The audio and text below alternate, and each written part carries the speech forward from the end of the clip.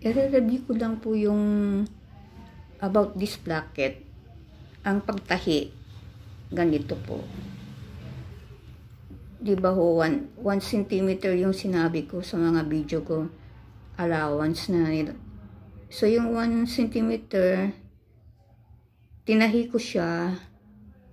And then, ito rin, yung 1 cm, tinahi ko din. Ang magiging outcome niyan, yung 1 cm na yun, na pinagdikit ko yung placket sa blouse,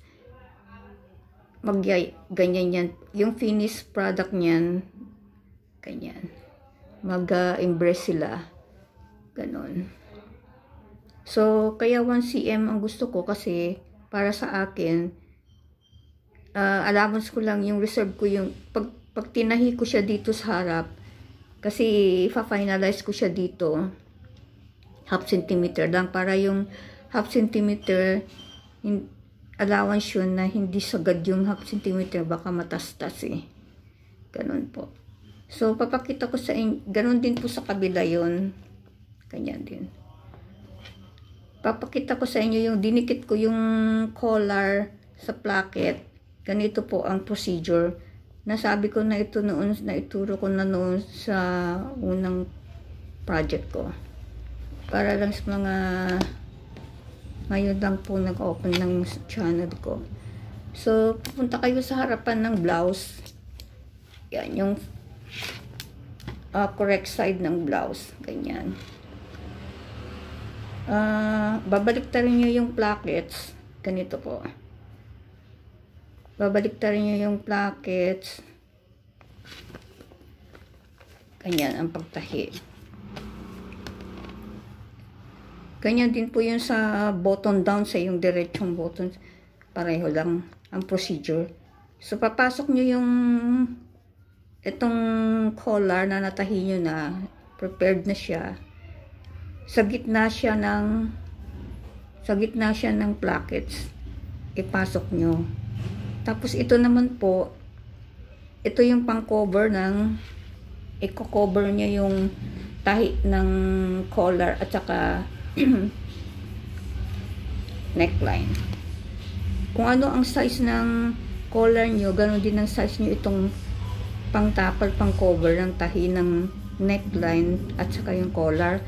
1 inch ito, yung lapad. Yung haba niya, kasing haba ng collar. Halimbawa, 19.5 inches yung haba ng collar. 19.5 din po ito. Pero 1 inch yung ginawa ko para pang tapal na gano'n. So, andito ko, ito importante, paano. Madali lang po yun. Punta kayo sa harapan ng blouse ito. Ipasok nyo siya, yung gitna, yung collar, between ng itong plackets. So, ang layout ninyo sa plackets, kailangan ito, yung 1 cm, match sila dito sa itong pagdidikitan ng blouse at saka placket. Kailangan match ganyan. Kailangan match po yun. Okay, ito, ipasok nyo sa loob. Hindi dito kasi kailangan may tago siya. Pasok nyo sa loob. Kailangan match ito at saka ito po. Ganyan.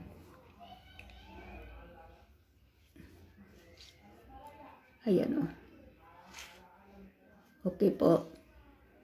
And then, yung nasa gitna yung collar, di ba? Itong pang-cover ng neckline at saka collar, nasa ibabaw lang. Importante, kung anong sukat nyo dito, ako ito, 342 eh. Meron akong palatandaan. Andito po yung position ng collar. Ito, collar, di ba? Collar yan. Ito para matulis siya, tusukin nyo ng ganon. Ganon din sa collar. Tusukin nyo ganon. So, ito, importante, i-remind ko sa inyo, ito 3/4 ito eh. 3/4 ito. Ay. 3/4 yan. Itong design na to. Dapat pareho lang siya sa kabila. Ayan.